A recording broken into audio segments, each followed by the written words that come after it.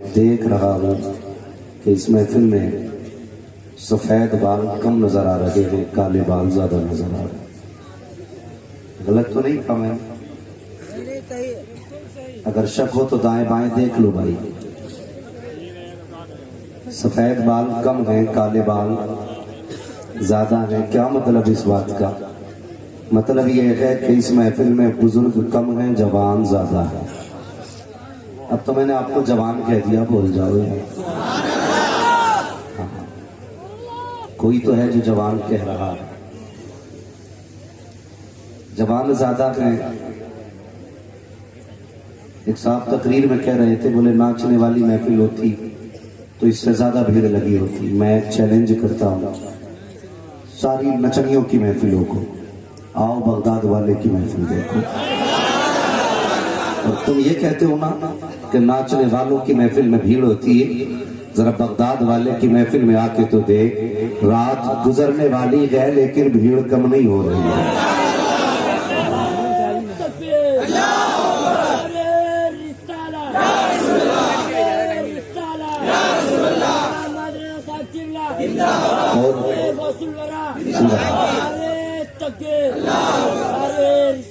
اور ان لوگوں کو بھی میں دعوت فکر دیتا ہوں جو چیختے رہتے کہ جوان دور ہے دین سے، جوان دور ہے۔ محفل میں آ کے تو دیکھو کتنا جوان حضور کے قریب ہوتا جا رہا ہے۔ یہ جتنے کالے بالوں والے بیٹھے سارے جوان ہیں نا، لیکن اللہ کی قسم کھا کے کہتا ہوں ناچ کی محفل میں اتنے بچے نہیں ملیں گے جتنے حضور کی محفل میں بچے بیٹھے ہیں۔ اس لیے کہ یہ ہمارا فیوچر ہے، ہمارا مستقبل ہے، اسلام کا آنے والا کل ہے۔ جب آج یہ جلسے سنیں گے تو انشاءاللہ آنے والے کل میں یہ کسی جلسے کی کمیٹی کے یا تو ممبر بنیں گے یا کمیٹی کے صدر بنتے نظر آئیں گے۔ جوڑو بچوں کو دین سے قریب لاؤ۔ ایک مولوی نے بڑا اچھا بھاشن دیا، اس نے کہا بند کرو جلسے۔ میں نے کہا جی بس کیجئے، جسے دیکھو یہی آگ لگی ہے، یہ بند کرو وہ بند کرو، کیا فرق پڑتا؟ کہنا تھا جلسے سے کوئی کام نہیں ہو رہا۔ میں نے کہا مولوی ذرا گھوم کے دیکھ، اگر جلسے سے کوئی کام نہ ہوتا نا تو حضور بغداد والے کے خواب میں آ کے یہ نہ کہتے بیٹے تقریر کیا کر، یہ نہ کہتے تقریر کیا کر۔ غوث پاک کیا فرماتے ہیں؟ حضور میں تقریر نہیں کر پاتا، فرمایا منہ کھول، فرمایا منہ کھول۔ حضور نے 7 مرتبہ لعاب دہن ڈالا۔ کتنی مرتبہ؟ سارے بولے کتنی مرتبہ؟ اور زور سے کتنی مرتبہ؟ 7 مرتبہ۔ اگلی رات سوئے نہ تو پھر نجف والا آقا آ گیا۔ مولا علی فرمانے لگے عبد القادر نانا سے تو لعاب لیا ہے نا، بابا سے بھی تھوڑا لعاب لے۔ 6 مرتبہ آپ نے لعاب ڈالا۔ وہ سے بات فرمانے لگے حضور آپ نے 6 مرتبہ اور نبی نے 7 مرتبہ۔ مسکرا کے کہنے لگے علی کچھ بھی ہو جائے نبی کے برابر تو نہیں ہو سکتا ہے۔ یہ ان لوگوں کے منہ پہ بھی تماچا ہے جو برابر میں کھڑا کرتے ہیں حضور کی حضرت علی کو۔ خود کہتے ہیں علی کچھ بھی ہو جائے نبی کے برابر نہیں ہو سکتا۔ سمجھے نہیں؟ فرمانے لگے اگر میں 7 مرتبہ ڈال دیتا نا تو تعداد میں حضور کے برابر ہو جاتا، اس لیے میں نے 1 مرتبہ کم ڈالا ہے۔ اب بغداد والا آقا کیا کہتا ہے کہ سنیں، فرماتے جس کی زبان میں جتنی تاثیر زیادہ ہوتی ہے اس کو اتنا کی زیادہ میرا حصہ ملا ہوتا ہے۔ تو ہمیں سوچنا چاہیے ہم کہاں بول رہے ہیں۔ اللہ سلامت رکھے۔ بس فکر دینا چاہتا تھا، آیا کرو جلسوں میں، بیٹھا کرو جلسوں میں۔ یہ جلسے کیوں ایجاد کیے گئے؟ اس لیے کہ جو قوم مدرسہ نہیں جا سکتی وہ طبقہ جلسوں میں آ سکتا ہے۔ جو بزنس مین ہے وہ مدرسہ نہیں جا سکتے، جو بزنس مین، سروس مین، کسان ہیں، کام والے لوگ ہیں، مدرسہ نہیں جا سکتے۔ دیوانے سال میں 2 بار حضور کی محفل سجا لیتے ہیں۔ جو کہیں نہیں جا سکتے وہ حضور کے جلسے میں آ جایا کرتے ہیں اور انہیں دین جلسوں سے سکھایا جاتا ہے۔ اللہ آپ کو سلامت رکھے۔ کمیٹی والوں آپ کی نسلیں آباد ہوں، جلسے میں آنے والوں آپ بھی خوش رہو، آباد رہو۔ کس کی محفل میں بیٹھے ہو جس کے بارے میں بریلی کے امام کہتے ہیں تیری سرکار میں لاتا ہے رضا اس کو شفیع، جو میرا غوث ہے اور لاڈلا بیٹا تیرا۔ اللہ اکبر، بہت بڑی ذات تاجدار بغداد کی ہے۔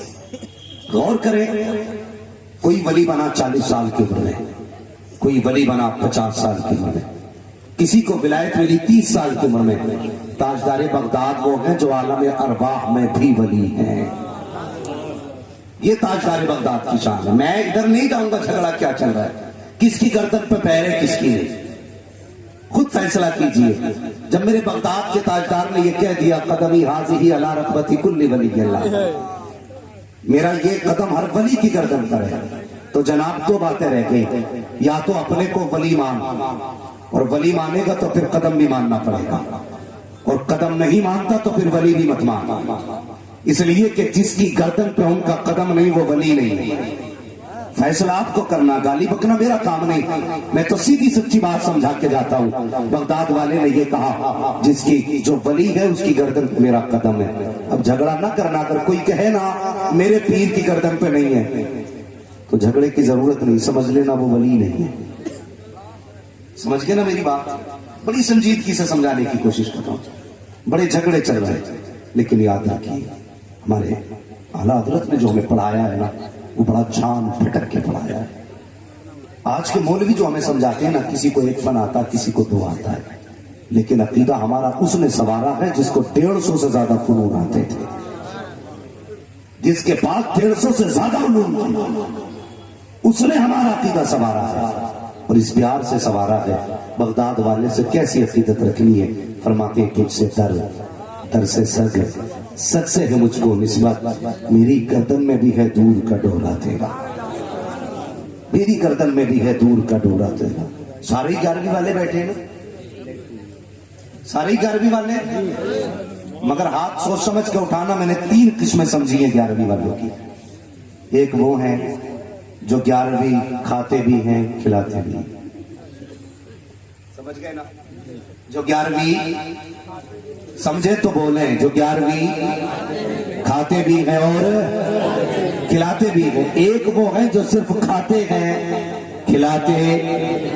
तीसरी क्वालिटी वो है जो ना खाना चाहती है ना खिलाना चाहती। इन्हें भी समझ गए होंगे, लेकिन ये बीच वाले कौन है, इन्हें समझा आपने?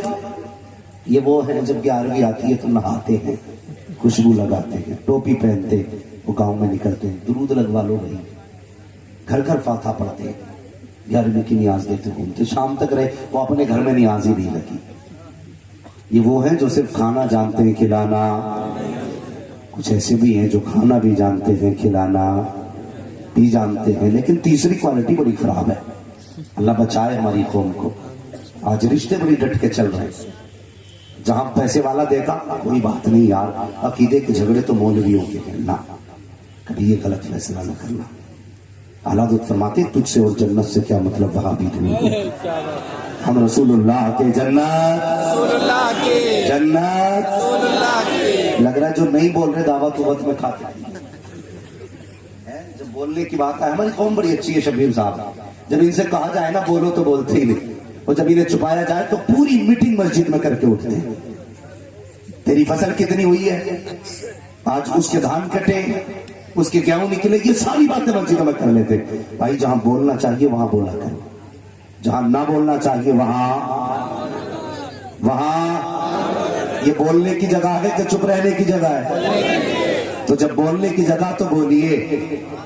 तीसरी क्वालिटी वो है जो ना खाना जानते हैं ना खिलाना चाहते हैं, मगर हैं बड़े कमीने, फंस जाते हैं तो कोनियों तक हाथ ऊपर करके खाते हैं, और अगर सुन्नी कोई फंस जाता है तो मारते हैं उसको। झारखंड में एक जगह जाना हुआ ना, तो 2 भाई आए रहते हुए, उन्होंने कहा जी पूरे गांव में हमारा ये घर है सुन्नी, वो हमें कई बार इन्होंने मारा, वहाबियों ने, सर पे चोटों की निशानी थी। हम तो उनसे क्या कहते हैं, हुजूर के अखलाक कितने अच्छे थे, कूड़ा डालने वाले को माफ किया, तो झंडे वाले को मार रहा है। ये अंदर से बड़े खराब होते। मौलवी साहब तकरीर कर रहे थे, मुर्गा ना बनाओ, जिसने गौसे पाक का नाम पे मुर्गा ज़िबा किया वो शिर्क हो गया, बिरयानी बनी शिर्क हो गई। इन्हें तो भी शिर्क की भी तारीफ नहीं आती है, तारीफ की डट के, बुराई की डट के मुर्गे बिरयानी की। घर पहुंचे ना तो अक्सर बीवियां वही करती हैं जो शोहर नहीं चाहती।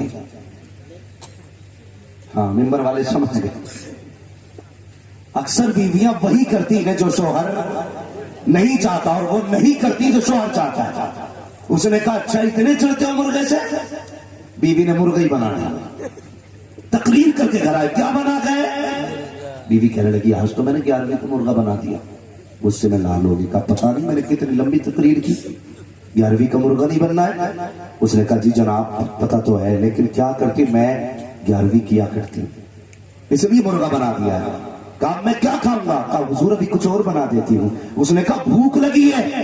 کہا تو ٹھہریے نہ کچھ بنا دیتی ہوں. شوہر کہنے لگا نہیں کچھ نہ بنائیے, ایسا کیجئے شوربے ہی سے لے آئیے, بوٹی مت لانا, شوربہ لے آ.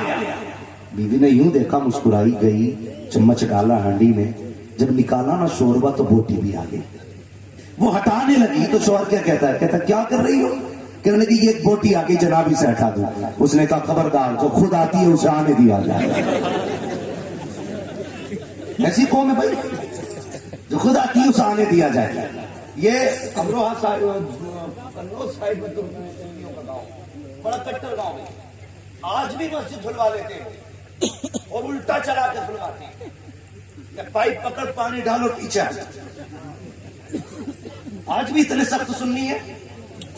تو آ گیا دیوبندی, تھی 11ویں شریف. اس نے پوچھا کیا بھائی ولیمہ؟ کا نہیں 11ویں ہے. ووٹ کے چلنے لگا, کہ بیٹھ آج 11ویں کھا کے جاتا. ہنس گیا بولا.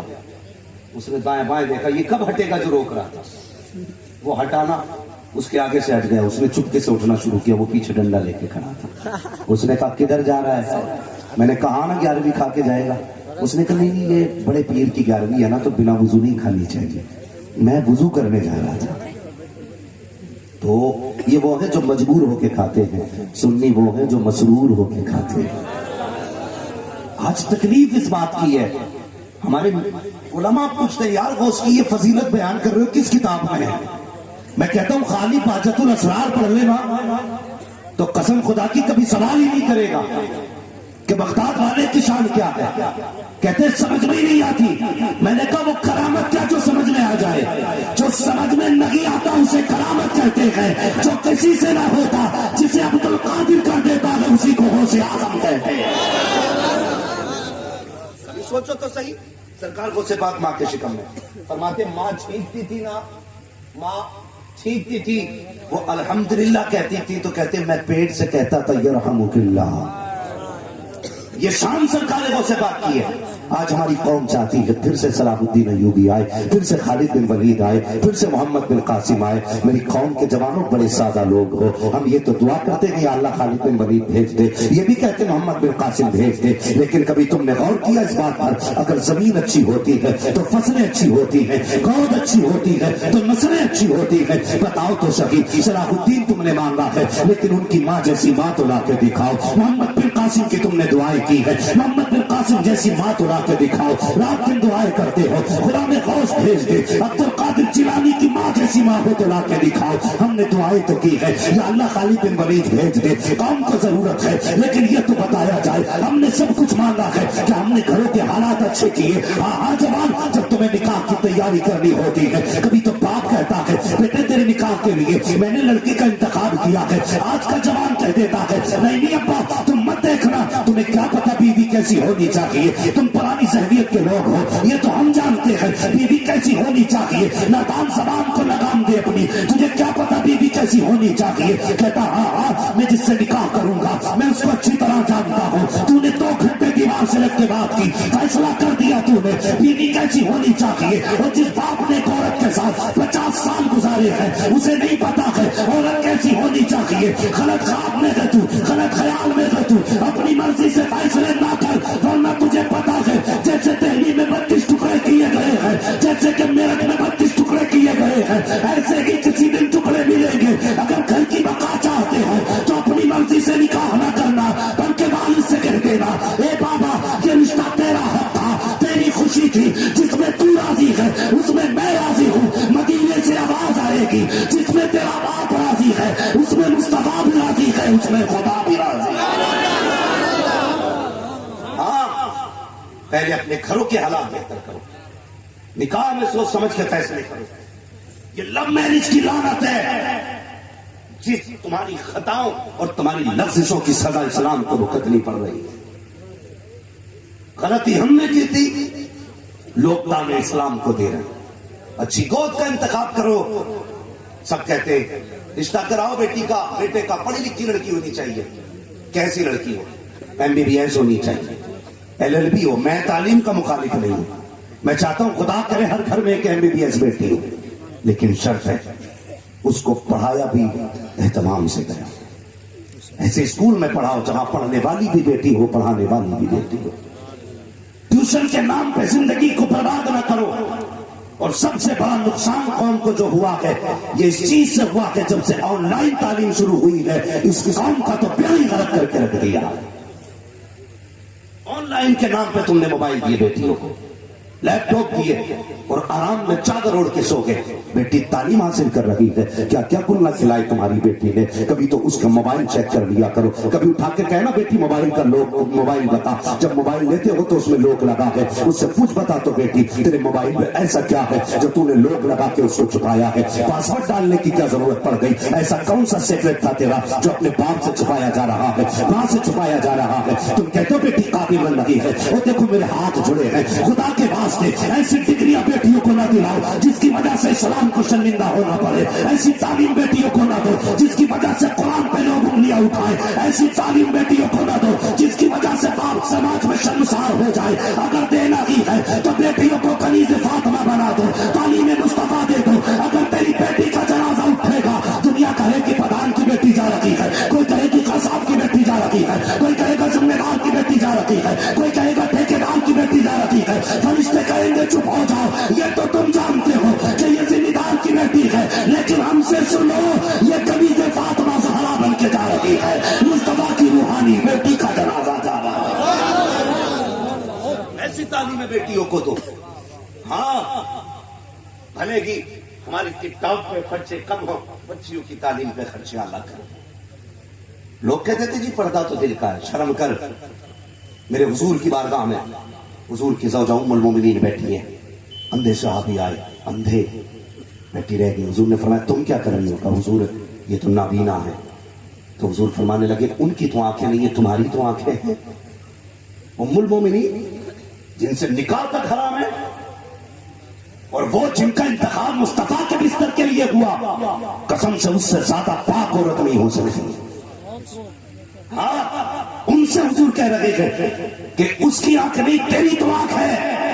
और तुम कहते हो पर्दा दिल का होता है। कितनी बड़ी गलतियां तुमने की है। दिल दुखता है हमारा। हम तो गए बिजनेस में बैठ गए, हमने समाज नहीं देखा। हम सफर करते हैं शबीर भाई, हम देखते हैं क्या देखते हैं, हाथ में किसी के भगवा कलर का धागा है, तिलक भी लगा है, नकाब वाली बेटी गाड़ी में बैठी है। कहाँ गई हमारी हया? एक तिलक थाली के पीछे बाइक पे हमारी बेटी बैठ जाती है। बाप कहता कुछ नहीं, राजू बेटा लगता है, राम श्याम भाई लगा करते हैं, हमें पापा कहते आवाज देता है। और तुम कितने बेगैरत होते जा रहे हो। अपनी बेटियों को ऐसे हमारा छोड़ा जाता है, तुम्हें ये तक पता नहीं है बेटी किसके साथ जा रही है, तुम्हें ये तक पता नहीं है किसकी गाड़ी में बैठ के जा रही है। कब विश्वास करते हैं हम मैं कहता हूँ वो प्यारे अक्सर तकलीफ वही देते हैं जिन पर विश्वास किया जाता है, हमेशा वही लूटा करते हैं जिन पर एतमाद किया जाता है। कभी आंखें बंद करके एतमाद न कर, तेरी अकल अपनी जगह है, लेकिन आमिना के लाल की अकल अपनी जगह है। तुमने बेटियों को ये सोच करके भेज दिया कि ये अपना बेटा लगता है, हमें पापा कह के आवाज देता है। और मुझे बता तो सही,